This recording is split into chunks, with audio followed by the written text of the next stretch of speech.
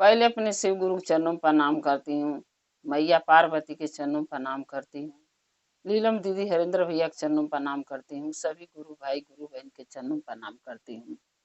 मेरे प्रणाम को स्वीकार कीजिए। गुरु भाई गुरु बहन एक कथा सुनाने जा रही हूँ, कृपा करके ध्यान से सुनिएगा। ध्यान से सुनने से ज्ञान मिलता है। आधी अधूरी कथा नहीं सुनना चाहिए, क्योंकि शिव गुरु का अपमान होता है। पूरा कथा सुनने से कथा के रहस्य के बारे में पता चलता है, ज्ञान भी मिलता है। इसलिए कथा को पूरा सुनना चाहिए। एक जंगल था। उस जंगल में एक गीदड़ रहता था। कुछ दिन के बाद गीदड़ तो मर गया, लेकिन उसकी पत्नी थी और एक उसका बेटा था। एक दिन क्या हुआ कि जो गीदड़ का बच्चा था उसकी माँ मर गई। अब बेचारा बैठ के अपनी माँ के लगे रो रहा था, जंगल में अकेला। उसी जंगल में एक शेरनी अपने बेटे के साथ रहती थी। शेरनी अपने बेटे के साथ घूमने जा रही थी जंगल में। अब जो है कि जब शेरनी आवाज सुनी, अपने लड़का से बोली शेर से कि बेटा कोई जंगल में रो रहा, आवाज आ रहा है। शेर ने बोला कि कहाँ आवाज आ रहा माँ? बोली हाँ बेटा, ध्यान से सुनो। सुना तो बोला हाँ माँ, कोई तो रो रहा है, चलो देखते हैं। शेरनी और उसका बेटा जब जाके देखे तो एक गीदड़ का बच्चा बैठ के रो रहा है और उसकी माँ मर गई है। शेरनी उसके पास गई, बोली बेटा रो क्यों रहे हो? गीदड़ का बच्चा बोला कि क्या करूं, रोऊं ना तो मेरी माँ मर गई और मैं अकेला पड़ गया, मैं कैसे रहूंगा? शेरनी बोली कि बेटा सभी एक न एक दिन मरते हैं। जो धरती पर आया है, चाहे जीव जंतु हो चाहे इंसान हो, उसको एक न एक दिन मरना है। तो इसमें रोने की क्या बात है? गिदड़ ने बोला कि रो मैं इसलिए नहीं रहा हूं कि मेरी माँ मर गई है। वो तो मैं भी जानता हूँ कि सब कोई जो धरती पर आया, चाहे जीव हो जंतु हो इंसान हो, एक न एक दिन सबको मरना है। लेकिन मैं रो इसलिए रहा हूं कि मेरी माँ मर गई। मेरा देखभाल कौन करेगा, पालन पोषण कौन करेगा, मुझे दूध कौन पिलाएगा, मेरा देखभाल कौन करेगा? अब मैं माँ किसको कह के बुलाऊंगा? इसलिए मैं रो रहा हूँ। शेरनी बोली बेटा मैं तुम्हें पालूंगी, मैं तुम्हें पालन पोषण करूंगी, अपने साथ रखूंगी, अपना दूध पिलाऊंगी तुम्हें। तुम मुझे माँ अपना बोलना, मैं तुम्हारी माँ बनूंगी। गिदड़ ने बोला माँ आपके पास तो पहले से एक बेटा है, शेरू, उसका नाम शेरू था, और मैं अगर आपके साथ रहा तो मैं तो गीदड़ हूँ, कमजोर हूँ, लेकिन मैं आपके साथ रहूंगा तो आपके बेटा ने यानी शेरू ने मुझे मार के खा जाएगा।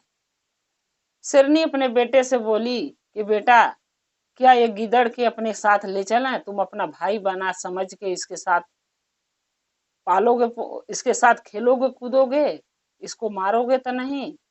शेरू बोला नहीं। शेरनी के बेटा जो शेरू था बोला नहीं माँ, मैं इसको नहीं मारूंगा पीटूंगा, मेरे वैसे भी मेरे कोई भाई बहन नहीं है, मैं अकेला ही हूँ। अगर ये मेरे साथ जाएगा, आप इसको अपना बेटा बना लोगी तो हम दो भाई हो जाएंगे, दोनों एक साथ मिलके घूमेंगे खेलेंगे और रहेंगे, लड़ाई नहीं करेंगे हम। शेरनी बोली गिदड़ से देखो बेटा, शेरू मान गया, वो तुम्हें कोई नुकसान नहीं पहुंचाएगा, अब तो तुम साथ चल सकते हो। गिदड़ ने बोला हाँ माँ आपके साथ मैं चल सकता हूँ। शेरनी गिदड़ को बच्चे को अपने बेटे को लेके अपने कुटिया में गई, यानी झोपड़ी जो बनाई थी रहने की। धीरे धीरे धीरे धीरे समय बीतता गया। जो गिदड़ का बच्चा था वो और जो शेरनी का बच्चा शेरू था वो दोनों धीरे धीरे जवान हो गए, बड़े हो गए, और दोनों एक साथ अपना खेलते थे, घूमते थे, जंगल में रहते थे। जब धीरे धीरे दोनों बड़े हो गए, एक दिन क्या हुआ कि उसी जंगल में एक हाथी पगलाई हुई थी और जंगल जंगल दौड़ रही थी।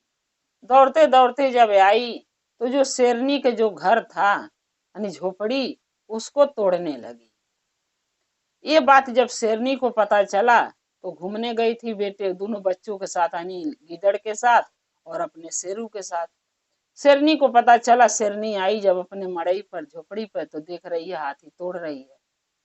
शेरनी अपने बेटे से शेर से बोली कि बेटा जाके हाथी को इतना दूर भगा के आओ ताकि वो दोबारा हमारे घर के तरफ न आए। शेरू ने बोला ठीक है माँ, मैं जा रहा हूँ। उसके बाद गीदड़ ने बोला कि माँ भैया के रहने दो, उनको मत भेजो, मुझे भेजो। शेरनी बोली बेटा हाथी बहुत ताकतवर है, तुम नहीं जीत पाओगे, और शेरू के जाने दो, ये जीत जाएगा, उसके खदेड़ देगा। गीदड़ ने बोला माँ क्या मैं आपके बेटा नहीं हूँ? क्या आप हमें अपना बेटा नहीं मानती हो कि जो हमारा मकान तोड़ रहा उसके हमें भगाने के अवसर नहीं दोगे ताकि मैं भी जाके उससे लड़ सकूं, खदेड़ सकूं? शेरनी बोली कि नहीं बेटा, तुम मेरे ही बेटे हो, मैं तुम्हें अपना बेटा ही मानती हूँ, लेकिन तुम नहीं जीत पाओगे उससे। गिदड़ बोला क्यों माँ, क्यों नहीं जीत पाऊंगा? बोली ठीक है बेटा, अगर इतना जिद कर ही रहे हो तो तुम जाओ। गीदड़ गया जब हाथी से लड़ने के लिए, खदेड़ने के लिए, तो हाथी ने क्या करी, गीदड़ को सूंड में लपेट के इतना दूर फेंक दी कि गीदड़ जाके गिरा तो जो उसकी हड्डी पट्टी थी वो भी टूट गई। मरा नहीं, जिंदा था, लेकिन हाथी हाथ वो टूट गया। अब वो गिरा तो गिरा ही रह गया, उठ नहीं पाया। फिर शेरनी अपने बेटे शेरू के बोली शेरू तुम्हारे भाई को तो चोट लगा, अब तो लड़ नहीं सकता। गीदड़ ने अब तुम जाओ और हाथी के तुम इतना दूर भगा के आना बेटा कि दोबारा इस जंगल में आए ना। शेरू ने बोला ठीक है माँ, मैं जा रहा हूँ। शेरू ने यानी शेरनी का बेटा गया और उसको हाथी को दौड़ा दौड़ा के जंगल से बाहर खदेड़ के आया। जब खदेड़ के आया तो आके वो गीदड़ को उठाया, यानी अपने भाई को उठा के शेरनी के पास लेके गया, अपनी माँ को। तब शेरू ने जो गीदड़ ने था वो बोला माँ एक बात पूछूं, बताओगी? शेरनी बोली हाँ बेटा पूछो, जरूर बताऊंगी मैं तुम्हें। गीदड़ ने बोला माँ मैं आपका ही दूध पिया, आप ही मुझे पोसे पाले, आप ही मुझे बुद्धि ज्ञान सिखाए, आप मेरी माँ हो, लेकिन दोनों भाई में इतना फर्क क्यों? शेरनी बोली कि क्या हुआ बेटा, क्या मैं फर्क करी हूँ?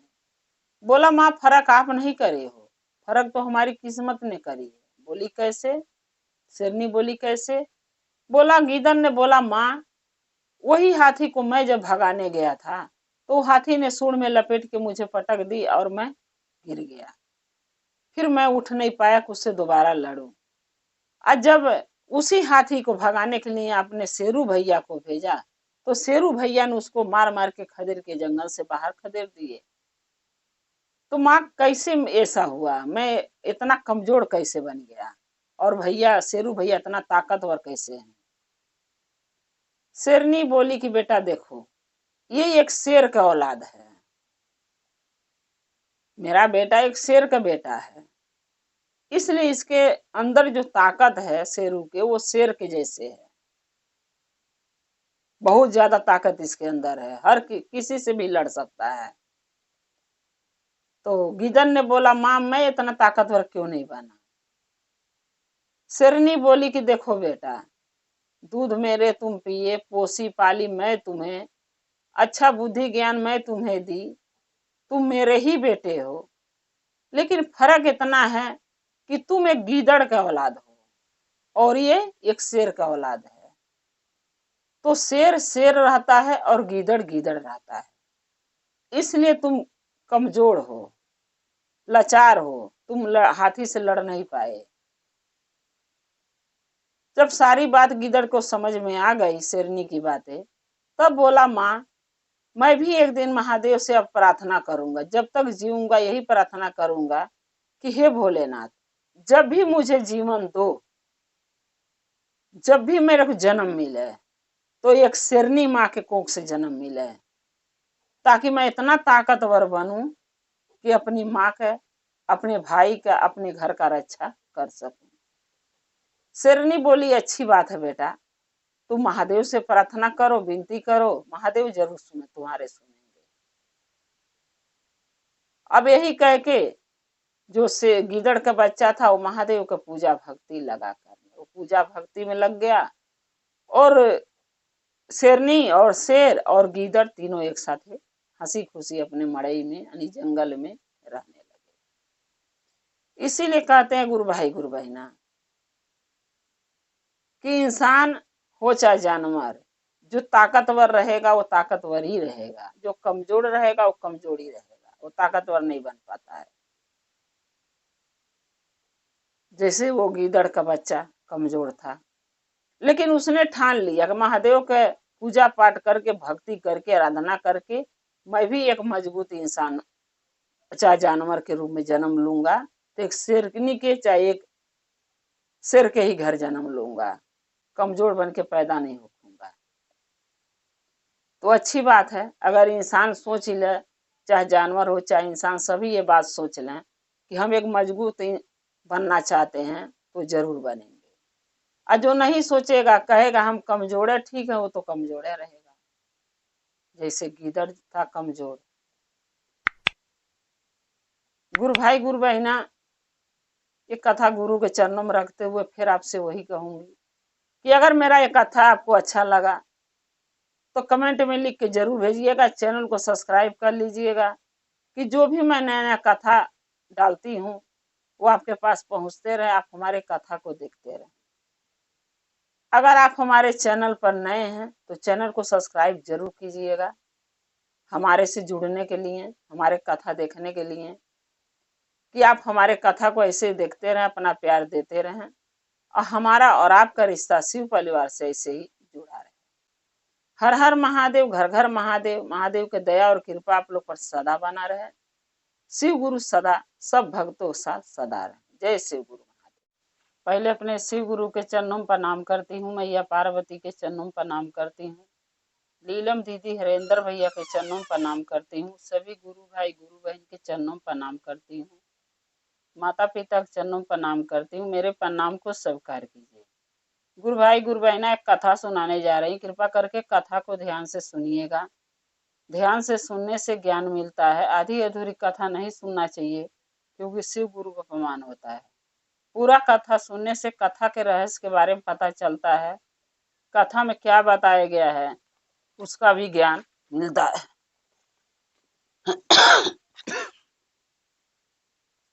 इसलिए कथा को हमेशा पूरा सुनना चाहिए ताकि ज्ञान मिले। कथा पूरा सुनने से अच्छे बुरे का पहचान होता है और ज्ञान भी मिलता है। इंसान अच्छा राह पर चलता है, अच्छा कर्म करता है। इसलिए कथा को हमेशा पूरा सुनना चाहिए ताकि ज्ञान मिल सके। एक गांव में एक राजा रहते थे। राजा रहते थे, रानी, उनके बाल बच्चे नहीं थे। राजा और रानी दोनों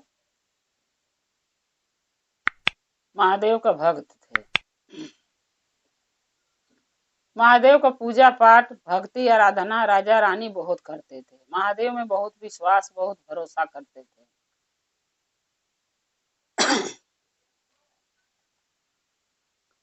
एक रोज क्या हुआ कि राजा रानी दोनों मंदिर में जाके महादेव का पूजा कर रहे थे, प्रार्थना कर रहे थे। पूजा पाठ जब कर लिए तो रानी बोली राजा से चलिए घर चलते हैं। राजा ने बोला कि आप घर जाओ, मैं अभी थोड़ी देर में आऊंगा। राजा मंदिर में बैठ के रानी को भेज दिए। मंदिर में बैठ के राजा बहुत चिंता में थे, सोच रहे थे कुछ। इतना में एक महात्मा आए मंदिर पे और पूछने लगे कि राजन, आप मंदिर में बैठ के इतना चिंतित क्यों हैं? पूजा पाठ तो आप कर लिए? बोले हाँ, पूजा पाठ तो मैं कर लिया। राजा बोले। महात्मा बोले फिर आप क्या चिंता है जो आप इतना दुखी बैठे हुए हैं?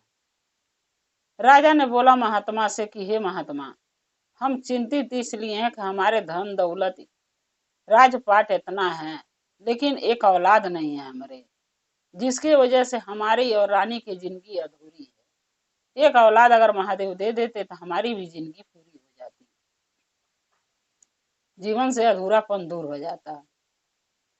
महात्मा बोले राजा से कि हे राजा, अगर मान लीजिए आपको औलाद चाहिए तो महादेव से मांगिए, इतना दिन से पूजा पाठ आराधना महादेव का करते हैं, तो महादेव से मांगते क्यों नहीं?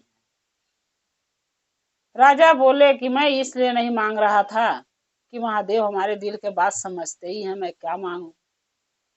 महात्मा बोले कि देखिए, जब बच्चे को भूख लगता है तो बच्चा रोता है। अगर बच्चे ना रोए तो बच्चे को दूध माँ नहीं देगी। माँ यही सोचती है मेरा बच्चा खुश है और खेल रहा है। जब बच्चा रोता है तब दूध पाता है। राजा बोले हाँ, ये तो सही है। महात्मा बोले उसी तरीके से आपको करना चाहिए। अगर आपको बच्चा चाहिए, औलाद चाहिए, तो कम से कम महादेव के सामने आप झोली फैला के उनसे मांगिए। रानी के बोलिए कि आपके साथ बैठ के पूजा करें और महादेव से मांगे झोली फैला के, आंचल फैला के, कि हे भोलेनाथ, हमारे आंचल में हमारी खुशियां डाल दीजिए। मेरे पूरा भरोसा है कि महादेव आपके मनोकामना जरूर पूर्ण करेंगे। महात्मा बोले राजा के। राजा बोले ठीक है। महात्मा राजा के बोले कि हे राजन, कल रानी को लेके आना, नहा धो के आना, पूजा पाठ बैठ के मंदिर में महादेव के करना, और साथ में रानी के बोलना कि अपना झोली यानी आंचल फैला के महादेव से दया मांगे कि हे भोलेनाथ, हमारे आंचल में हमें औलाद की खुशियां डाल दीजिए। महादेव जरूर उनकी विनती प्रार्थना आप दोनों का सुनेंगे। राजा बोले ठीक है। राजा बिना भैले नहा धो के आए, रानी को लेके आए, फूल पत्ती बेलपत्र भांग धतूरा सब लाए और महादेव के चढ़ाए, लोटा में जल लाए, चढ़ाए। रानी राजा दोनों मिलके और दोनों जने बैठ के महादेव से लगे प्रार्थना करने की हे भोलेनाथ, हमारे जीवन में सब कुछ है, धन दौलत रुपया पैसा सब कुछ है, लेकिन एक औलाद बिना हमारा जीवन सूना है। हे महादेव, हमारी विनती प्रार्थना सुनिए और हमारे एक औलाद दे दीजिए। जब रानी और राजा दोनों मिल के और रानी झोली फैला के महादेव से एक औलाद से के लिए दया मांगी, तो महादेव ने उनके प्रार्थना सुने, क्योंकि बहुत विश्वास था महादेव पर, उनको पति पत्नी को, राजा रानी को। और महादेव भी जानते थे कि हमारा पूजा पाठ बहुत सच्चे मन से सच्चे दिल से दोनों करते हैं। महादेव ने रानी राजा की प्रार्थना सुनी और महादेव ने रानी के गोद भर दिया। 9 महीने के बाद रानी को एक औलाद हुआ। राजा ने बहुत धूमधाम से उसका नामकरण किए। पूरा अपने जितना उनका प्रजा थी सबके बुलाए, सबके खिलाए पिलाए, साधु संत के बुलाए, उनको भोजन कराए। यानी राजा खुशी से बहुत लुटाए, पैसा कौड़ी हीरे जवाहरात खिलाना पिलाना बहुत किए, क्योंकि राजा बहुत खुश थे। धीरे धीरे वो बच्चा जब बड़ा होने लगा तो रानी के एक अंदर से एक और उनके मन में खुशी पनपने लगी कि हमारा बेटा जल्दी से बड़ा हो जाता तो मैं इसकी शादी कर देती, मेरे बहू आ जाती। वो तो सभी माँ चाहती है कि बच्चे को शादी कर दे, बहू आ जाए। वैसे रानी भी सोचने लगी। जब वो बच्चा खूब बड़ा हो गया, जवान हो गया, राजपाट संभालने लगा, तब रानी ने राजा से बोला कि हे राजा जी, राजा अगर कहते तो मंदिर चल के प्रार्थना करते और महादेव से फिर दया मांगते कि हमारे को एक बहू दे जाए, ताकि मैं अपने बेटे को शादी कर दूं। राजा बोले अच्छी बात है, जाइए मंदिर। रानी बोली आप नहीं जाएंगे। राजा बोले कुछ काम राजपाट का काज का देखना है और आप चले जाइए। रानी अकेली गई और मंदिर में एक लोटा जल चढ़ाई, महादेव का पूजा करी और झोली फैला के फिर रानी ने महादेव से दया मांगा कि हे भोलेनाथ, हमारे जैसे औलाद दिए वैसे हमारे बेटे के लिए एक अच्छी सी खूबसूरत सी बहू दे दीजिए, ताकि हमारे बेटे का घर परिवार संसार मैं बसते हुए देखना चाहती हूँ। मैं भी चाहती हूँ पोती पोता खिलाऊं। महादेव ने रानी की प्रार्थना स्वीकार किया और रानी की जो बहू की तलाश थी वो पूरी हुई। रानी को एक लड़की मिली राज खानदान की, और रानी ने उस लड़की से अपने बेटे की शादी राजा रानी कर दी। बहू घर में आई, बहुत हंसी खुशी सब चल रहा था, घर गृहस्थी परिवार। एक दिन रानी के फिर मन में एक लालसा जागा कि काश मेरे एक पोता हो जाता। रानी मंदिर गई और पूजा लगी करने, महादेव से प्रार्थना करने लगी हे भोलेनाथ, जैसे सब दिए, बेटा दिए, बहू दिए, वैसे एक पोता दे दीजिए ताकि मैं भी उसको खिला के अपना जीवन धन कर सकूं। पोती चाहे पोता कुछ भी दीजिए, लेकिन दीजिए। प्रार्थना कर रही थी और महादेव ने उनका प्रार्थना स्वीकार भी किए। विनती प्रार्थना करके जब वो मंदिर से बाहर निकली तो वही महात्मा फिर उनको मिले मंदिर के गेट पर। महात्मा ने रानी से सब कुशल मंगल पूछा। रानी बोली, हाँ सब कुशल मंगल है। महात्मा ने बोला, रानी आपको सब मिल गया, औलाद मिल गया, महादेव दे दिए, बहू दे दिए, सब खुशा हंसी खुशी चल रहा। रानी बोली, हाँ। महात्मा बोले, फिर आप क्यों दुखी हैं? रानी बोली, बस एक पोती चाह पोता के आस है, अगर महादेव दे देते तो मेरी भी गोद भर खुशियां मुझे पूरी हो जाती मेरा, क्योंकि हर माँ के आस होता है कि उसके पोती चाह पोता उसके आंगन में खेलना, मैं भी वही चाहती। महात्मा बोले कि वो तो ठीक है रानी, जब महादेव बेटा दे दिए, बहू दे दिए, तो पोती पोता भी जरूर होंगे, ऐसी बात नहीं है कि नहीं होंगे। लेकिन क्या आप जानती हैं कि आपके जो बेटा हुआ है उसकी उम्र कुछ साल की है? रानी ये बात सुन के बहुत दुखी हुई। बोली, महात्मा ये कैसे आप बतिया रहे हैं? महात्मा ने बोला कि मैं ठीक बोल रही हूँ रानी, जो ये आपके बेटा हुआ है, ये बेटा जो था, जो पिछले जन्म में था, इसका जीवन मिला था इंसान के रूप में, ये बहुत पाप किया था अपने जीवन में, क्योंकि एक राजा के घरे जन्म लिया था और राजा का बेटा बन के जन्म लिया। धन दौलत के अहंकार में इतना ये नशा में चूर था कि बहुत लोगों की हत्या करता था, राजपाट चलाता था, लेकिन बहुत लोगों के, गरीबों के दिल दुखाता था, मार भी देता था। किसी के रोजी रोटी भी कमाते थे तो उनका दिहाड़ी नहीं देता था, बहुत पाप किया था।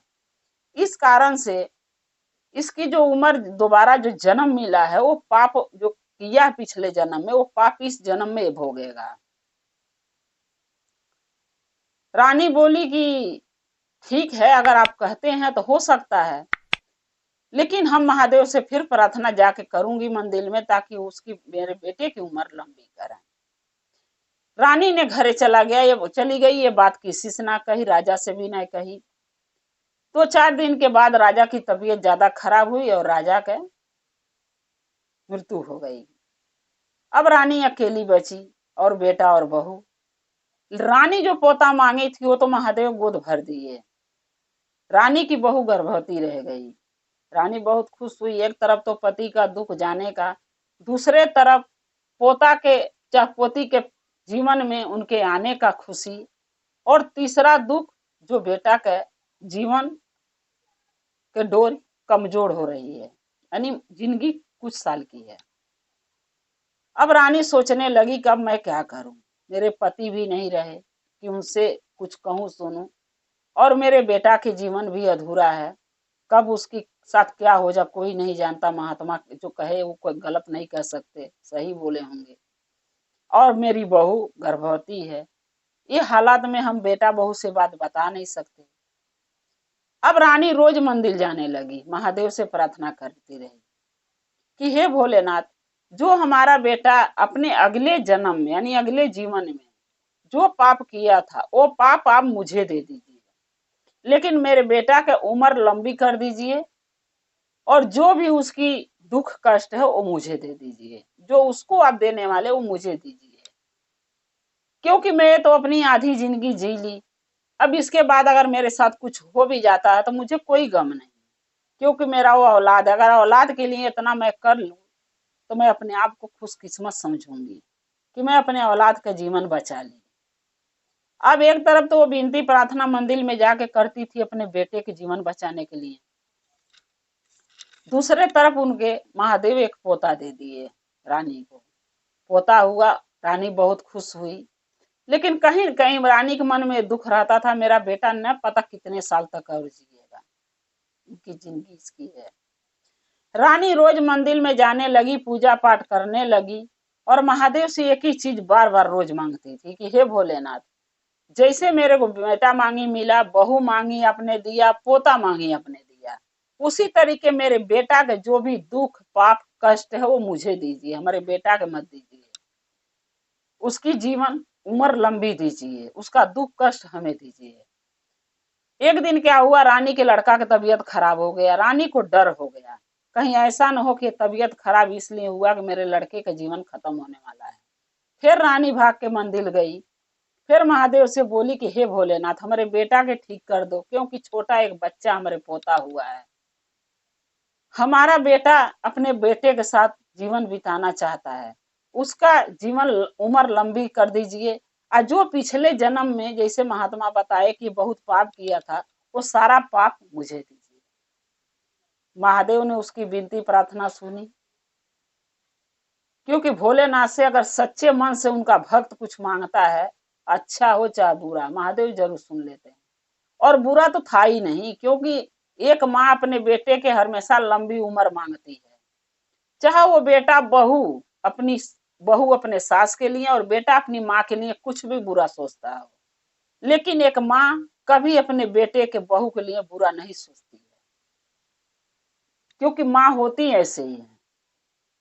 और वो अलग बात है कि बेटा और बहू वो बात को ना समझें, तो समझा के भी कोई फायदा नहीं, क्योंकि जो इंसान देखना ही नहीं चाहता उसको समझाने से क्या फायदा। अब बेचारी जो बेटा के अपने दुख या कष्ट जो अगले जन्म में हुआ था वो तो मांग ली, और बेटे की उम्र लंबी मांग ली। बेटा उनका ठीक हो गया रानी का, और उम्र भी भगवान लंबा कर दिए, महादेव दे दिए, बढ़ा दिए उम्र उसकी। और जो वो पिछले जन्म में पाप किया था इंसान के रूप में जन्म पाके, वो सारा पाप रानी को मिल गया, क्योंकि रानी सच्चे मन से अपने बेटा के लिए कुछ मांगी महादेव से, तो महादेव कैसे नहीं सुनते। एक माँ अपने बेटे की लंबी उम्र मांगे तो महादेव जरूर सुनेंगे।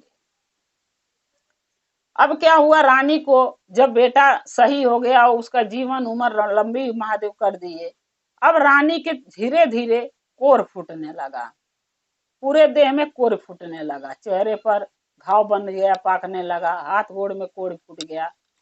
ये बात कुछ दिन तक तो रानी छुपा ली, लेकिन कब तक छुपाती। एक दिन झाड़ू लगा रही थी और जो बहू है वो देख गई हाथ। बहू को शक हो गया कि मेरी सास को तो कोर फूट रहा है। बहू जाके अपने पति से यानी रानी के बेटा से बोली कि तुम्हारी माँ के कोर फूट रहा, अपनी माँ से दूर रहना। फिर पोते के भी दूर लगी करने, पोता के भी नहीं देती थी खिलाने के, अपने आप को भी दूर कर ली।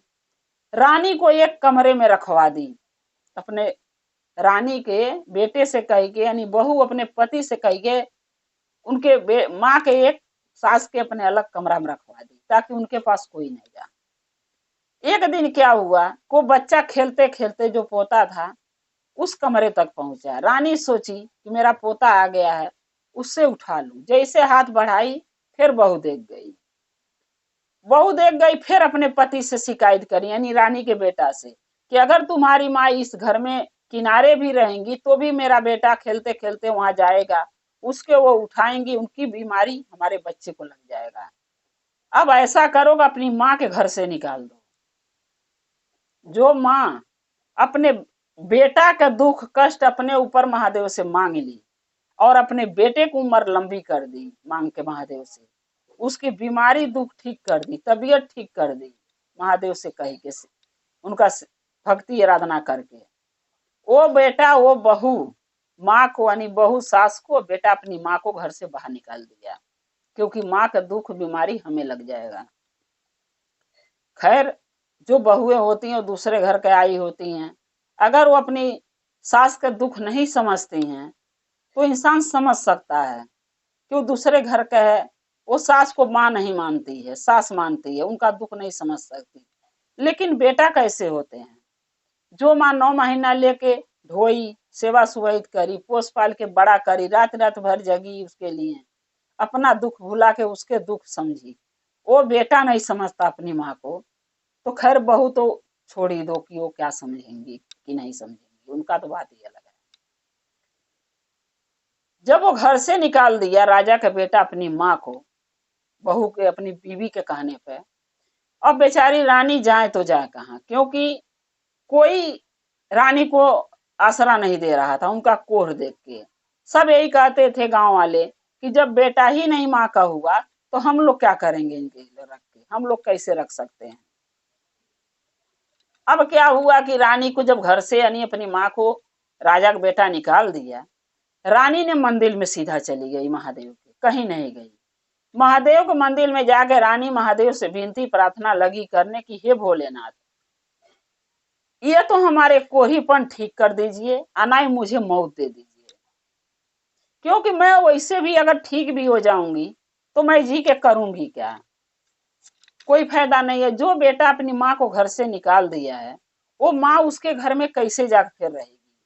राजपाट मेरा, किया हुआ मेरा, सिरजा हुआ मेरा, धन दौलत मेरा, लेकिन उसी घर से मेरा बेटा मेरा बहू मुझे घर से निकाल दी है, तो मैं उस घर में जाके अब करूंगी क्या, हमके मौत ही दे दीजिए तो बढ़िया महादेव, मैं नहीं जीना चाहती हूँ। अब रानी ने महादेव के शिवलिंग पर सर पटक पटक के लगी रोने। अब महादेव के शिवलिंग पर जब सर लगी रानी पट के, तो रानी के जो है सर फूट गया, खून लगा बहने। जब अपने शिष्या के कष्ट में महादेव देखते हैं तो दर्शन जरूर देते हैं। कैलाश पर मैया पार्वती महादेव दोनों जने बैठे थे, और जब रानी को देखे यानी अपने शिष्या को दुख में, महादेव और मैया पार्वती दोनों ने दर्शन दिया मंदिर में। बोले कि रानी उठो, हाँ खड़ी हो जाओ। रानी उठी, खड़ी हुई तो देख रही है कि साथ साथ महादेव और मैया पार्वती हैं। जब रानी देख गई तब उनके चरणों में मैया पार्वती के महादेव के रानी गिर गई, बोली हे महादेव, हे भोलेनाथ, हे शिव गुरु, हे मैया पार्वती, हम जीना नहीं चाहते हैं, हमें मौत चाहिए, और मौत दे दीजिए, आपके चरणों में हमके रख लीजिए, जगह दे दीजिए, मैं यहाँ नहीं रहना चाहती। महादेव को तो सारी बात पता था। महादेव बोले ठीक है, कुछ दिन का तुम्हें जिंदगी और रह गई है, जी। रानी के महादेव ने आशीर्वाद दिया, उनका जो भी कोढ़ी रूप था सब ठीक हो गया। रानी उसी मंदिर में रहने लगी, अपने घर नहीं गई। लेकिन उनका बेटा जो बहू था, जो कि इतना राजपाट था, वो सब कले कले नाश हो गया। यानी बेटा बहू दोनों एक राजा रानी से भिखारी बन गए, भिखारी बन के खाने तक का मोहताज हो गए। एक दिन क्या हुआ कि रानी के बेटा और बहू दोनों मंदिर पहुंच गए, ये सोच के कि चलो मंदिर में कोई प्रसाद चढ़ाया होगा महादेव के दरबार में, तो लेके खा के आज का दिन बिता लेंगे। जब रानी के बेटा और बहू मंदिर में गए पोता के लेके, तो रानी ने देख के दोनों तीनों के बहुत दुखी हुई। राजा का जो बेटा था वो रानी के यानी अपनी माँ के चरणों में गिर गया, क्योंकि माँ ठीक हो गई थी। बहू भी चरणों में गिर गई, बोले दोनों बेटा बहू की हमके क्षमा कर दो माँ, हमारे घर चलो, जब से तुम घर छोड़ के आई हम तुम्हें घर से निकाले, हम बिल्ला गए, यानी हमारा सब कुछ बर्बाद हो गया, हम खाने तक का मोहताज हो गए। रानी बोली कि सब महादेव का कृपा है, जैसा जो करेगा वही तो काटेगा। अगर खेत में धान बोओगे, गेहूं बोओगे तो धान गेहूं काटोगे, और अगर बबूर बोओगे तो कांटे ही मिलेगा, धान गेहूं तो नहीं मिलेगा। माफी मांगना है तो महादेव से, हमारे शिव गुरु से मांगो, हमसे नहीं। बेटा और रानी के बहू दोनों मिलके चरणों में महादेव के मंदिर में शिवलिंग पर गिर के लगे माफी मांगने। रानी बोली कि हे भोलेनाथ, एक बार दर्शन दीजिए और इनको सतबुद्धि दीजिए। फिर महादेव रानी के प्रार्थना सुन के उनको दर्शन दिए। उनके बेटा भी बहू देख गए कि महादेव दर्शन दिए हैं अपने असली रूप में। दोनों माफी लगे मांगने। महादेव बोले, मैया पार्वती बोली कि जो माँ औलाद नहीं को हो रहा था, महादेव से औलाद मांगी, भोलेनाथ ने औलाद दिया। भैया पार्वती बोली, भोलेनाथ ने तुम्हारे माँ के राजा रानी का औलाद दिया। जब तुम सियान हुए तो बहू मांगने आई, फिर महादेव बहू दिए। फिर पोता मांगने आई, भोलेनाथ पोता भी दिए इनको। लेकिन बेटा ने क्या किया, जब माँ को पता चला, महात्मा ने बताया आके कि तुम्हारे बेटा की उम्र चंद दिनों की है, चंद सालों की है, कुछ सालों की है, माँ दुखी हो गई। जब तुम बीमार पड़े तो यही तुम्हारी माँ हमारे मंदिर में आके महादेव से बोली कि हे भोलेनाथ, जो भी हमारे पिछले जन्म में हमारा बेटा बुरा कर्म किया, पाप किया है, वो सब हमें दे दो, लेकिन मेरे बेटा के ठीक कर दो। सब तुम्हारा पिछले जन्म का जो भी तुम पाप किए थे, जो इस जन्म में तुम भोगते अपना जीवन चुका के, वो सब पाप माँ अपने पर तुम्हारी ले ली। इसके कोर फूटने लगा, ये बीमार पड़ गई, लेकिन तुम ठीक थे, तुम्हारी उम्र बढ़ गई। तुमने क्या किया? एक पत्नी के बात में आके कि मेरी माँ के छूऊंगा तो छूत लगेगा, तो हमें बीमारी हुई, तुम्हारे बेटा को हुई, तुम्हारे पत्नी को हुई, उसकी बातों में आके तुम अपनी माँ के घर से निकाल दिया। अब उसी माँ से तुम माफी मांग रहे हो और उम्मीद करते हो तुम्हारे घर जाके रहेगी। महादेव बोले ये नहीं हो सकता। ये मेरी शिष्या जितना दुख काटी है तुम्हारे चक्कर में, तुम्हारे लिए, पहले औलाद के लिए दुख उठाई, औलाद मिला तो बहू के लिए, बहू मिली तो पोता के लिए, पोता मिला तो तुम्हारे लिए। जो माँ तुम्हारा सारा दुख अपने ले ली, बेटा को जीवन बचा दी, बेटा को लंबी उम्र के हमसे प्रार्थना करी, उस माँ के तुम घर से निकाल दिए।